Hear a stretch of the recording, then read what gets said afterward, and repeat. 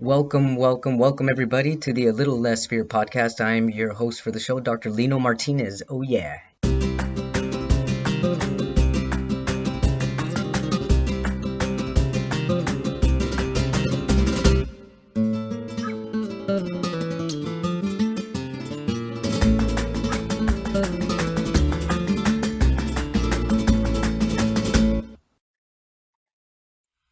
Welcome back everybody to the A Little Less Fear podcast. Happy New Year. I'm gonna keep saying that because I'm still in the month of did I just say I'm? I mean we, all of us collectively here. It's the month of January and it's still the new year. Yes, so happy New Year 2022. Oh my goodness, what a beginning that was. A rocky beginning, I'll say. Started off the new year with COVID, although I never had a positive confirmation, a test that said I was positive. I had it, and I'll let you know how I had it. Actually, I'll tell you right now how I know I had it. So I'm not exactly sure how or when I was exposed, but I mean, it could have been at my doctor's appointments. I often go to UCLA and have doctor's appointments, maybe 2 times a week I average, and many times we take our masks off. Doctor says, take your mask off, let's check your temperature. Could have been then, could have been at a couple parties I went to, maybe even possibly. But whatever the case is, I came down with a lot of flu-like symptoms, and along with those flu-like symptoms, I lost my taste for about 2.5 weeks. And then I started getting a lot of irregular heartbeats, these beats that weren't what I'm used to with experiencing SVT as part of my genetic disease. It gives me a side effect. I guess that's what I call them, symptoms, side effects of the disease, symptoms. And one of the symptoms is rapid palpitations that I'm currently on medication to control those rapid heartbeats. But when I was sick with um, with the anonymous name of COVID, yeah, I was having a lot of irregular heartbeats, meaning instead of feeling a normal rhythm of like boom, boom, boom, it was more like boom, boom, boom, boom, boom, boom, boom, boom, boom, boom, boom, boom, boom, boom, and it was happening very frequently, like maybe 5 or 6 an hour for about 2.5 weeks. It was happening, and I know my body well enough to know that that was caused by one of those variants, one of those COVID variants. Let's see, what else was I feeling? I just couldn't. It was hard for me to breathe at night. At night, in the day I was fine, but at nighttime it was hard for me to breathe, and I think it was hard for me to breathe too because I was very congested and I had a lot of mucus, a lot of dark green mucus, and the congestion was also causing a lot of sore throat, extremely sore throat. It was starting to mess with my speech. I think it was my disease got a little flared up, so um, my vocal cords were hurting. And even in between then, I recorded a podcast. I interviewed actually a couple people when I was really sick, and I didn't really want to make it that big of a deal because I'm still passionate about what I do, regardless of how sick I'm feeling. I'm this passionate that even if it's just an hour a week that I get to spend with somebody, I know that that 1 hour a week is going to be spent motivating thousands, millions, so many people. And so to me, that was healing and that was promising. As long as I keep smiling, I know it's promising. And that I'm doing. So, anyways, it took me about 3 weeks to get better. I did get on antibiotics and the green stuff went away, and then I was starting to feel like my energetic self again. But altogether, it was about 3 weeks of being sick. So, I went to urgent care, and when I went to urgent care, this was, let's rewind here. This is when I was symptomatic on my third day about, and also had a rapid test that was negative, but we know that rapid tests now, the home tests, are like 60-70% accurate. They're not that accurate. And when I went to urgent care, the doctor there said I didn't need a COVID test. What in the world? He said, oh, to me, it just looks like a community virus. And then I told him about my disease. I even showed him I had a feeding tube. And I was like, hey, man, this is serious. Are you sure I don't need a test? And he said, no. So that was the night that I got really sick, and I just couldn't. I didn't need to go to the ER. I didn't need to do any of that. I know what was happening, and I just needed to isolate and take care of myself, and updose the turmeric and the ginger and the greens and the goods and all the things that make a a healthy body as healthy possible, and resting as much as I could, hydrating. But 2 weeks into my illness, into what do you call that anyway? 2 weeks into the doom of COVID, my roommate started to become symptomatic, so he got tested and he was positive, and that's how I knew that I gave it to him because he wasn't symptomatic before that, and he wasn't even sick that long, maybe 2 or 3 days with the sniffles. That's pretty much all he had because he also got the booster. So I think the booster definitely helped him. I was just boosted a few days ago, and the booster took me down for about 2 days. I had a lot of pain, a lot of body pain, even got some fever and a lot of chills with it. But compared to being sick for 3 weeks, being boosted in 2 days, I feel pretty good now. Thank you so much for tuning in. I really appreciate it. So, guess what? Changing the subject. Changing the subject here. My 42nd birthday is coming up on Wednesday, January 19th. 119, my lucky holy number that follows me wherever I go. Thank you so much, higher self. Banjo, Benji, Benjamin, I love you. And yeah, so 42 years as a human being on the planet Earth. What do I have to say about 42 years? Well, the first thing I have to say about that is it hasn't been 42 years yet. I have about 2 days left. But overall, what is my analysis here? I can't. You know why? It's really difficult because I lived the first 34 years of my life as a female, which means that I was identifying as a female, which means that, and this is all before I knew what trans was. And before I knew what trans was, I identified only as the gender that I was born with, as far as blessed with, because it was a blessing being that other gender.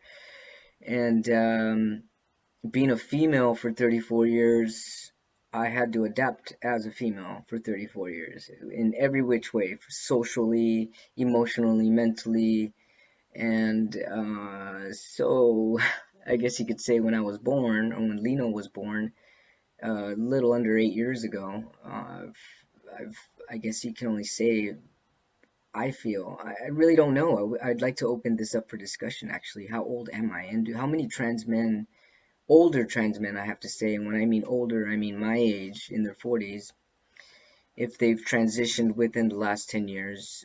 I wonder if other trans men feel like I do, as far as like, I'm not a 42-year-old man.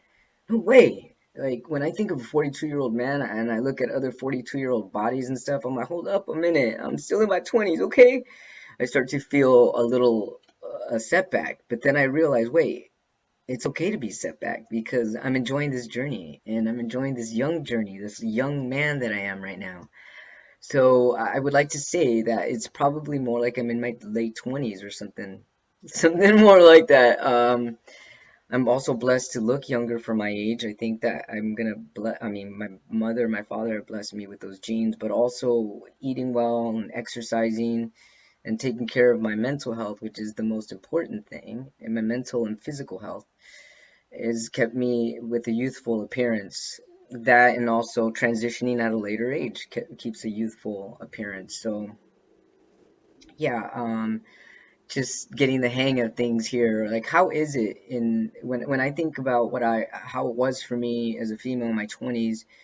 I was getting to know myself as a female, and my only option at the time, because trans didn't exist, meaning those words trans, trans did not exist back then. So when I was in my 20s, it was either you're a tomboy, you're butch, or you're femme, or whatever other words that people would put out there. And I experimented with all the looks. I had the long hair, I wore makeup, I had lipstick, and there were times that I didn't do any of that. Yes, a lot of the times, actually most of the time, all of the time that I wore makeup and dressed like a female, it was really to please other people. But so I didn't really even get to dip too much into my masculinity, my true higher self, my true self. my masculine self, this person here, um, what is masculine? Yeah, I know we can get all anecdotal and philosophical and all kinds of stuff to that what is masculine, and I know that it's a spectrum and it's however you feel, and I know all that. I know all of the verbiage, but as far as experiencing it is a little different because socially I've had to learn things at a later age as a man. Like I'll give you an example. One thing that when I talk about socially, when women go to the bathroom together, they love going to the bathroom together. By the way, what is that? What's up with that stereotype? But it's true because I've been there, done that.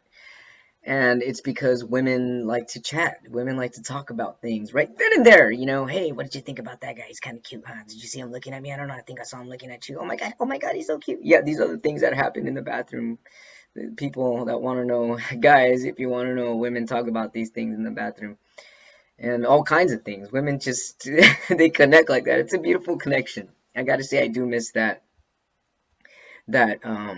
female connection when girls connect. There's this bond that's different between a man and a woman.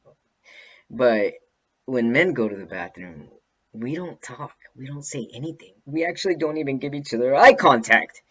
It's like you go in there, you piss, you do your thing, you wash your hands, and you get on out. There's no room for conversation. They don't want to talk. It's a whole different culture, and I learned that just like 5 years ago. That's something that when I tell you that I'm still learning, it's like these tiny little social habits that men have. When you're born into it, you kind of just grow up in it, and then you you learn along the way. So I'm learning now along the way. I guess that's why I'm saying that. Geez, I'm still a fairly a young man here. As I clear my throat here because yeah, I still go through some throat pain here with my genetic disease. For those tuning in for the first time, and thank you so much for everybody that have been listening to my podcast and supporting me along the way, and those that are buying my book. I really hope that it changes you along the way. My book is not meant to cause any type of pain and keep it there. The point of my book is to show people the journey that I've gone through, the pains and the sufferings that I've gone through with his genetic disease, and coming from a Catholic family, parents eventually divorcing after 48 years of marriage, my mother battling cancer, just all kinds of stuff, and all the 40 something surgeries that I've had just to keep me alive here, along with my transition. I mean, it's a long journey, but I made this book as a transformational journey to show people that suffering is an ongoing theme in everybody's life, but it doesn't mean that you have to be in pain. I mean, or even vice versa. You could say just because you're in pain doesn't mean you have to be suffering. It doesn't have to be that way. And I'm hoping that my story can ignite a fire in people and have them chase their passions and realize that this human life that you're in right now, whether you believe it or not, I believe that we chose this life for a reason, and there's nothing we can't handle. And if we feel that we cannot handle it, that's usually when you need to rest and give yourself a little bit of time out and rediscover new ways of thinking, of being. And yes, you can show an old dog new tricks. Maybe his body's a little tired, but you can. And the brain is very adaptable like that, which is very beautiful. So, anyways, going back to my age here, I don't feel 42. I think that when a cis man or even a trans man gets to transition a lot earlier in their teens, let's say, or in their early 20s, they get the social experience that I am now learning as I'm gonna say a young man in my 20s. So no, I'm not really a 42-year-old man. I'm in my 20s, I would say I estimate. And yeah, but 42 years in this human experience coming right up. Ring that bell, ring my bell, ring the bell, and guess what? I'm single, ready to mingle, and I'm gonna keep it going because love will keep us alive. Thank you so much for tuning in, everybody. Stay tuned for the next podcast is on Kundalini Yoga. What in the world is that? I wanna know.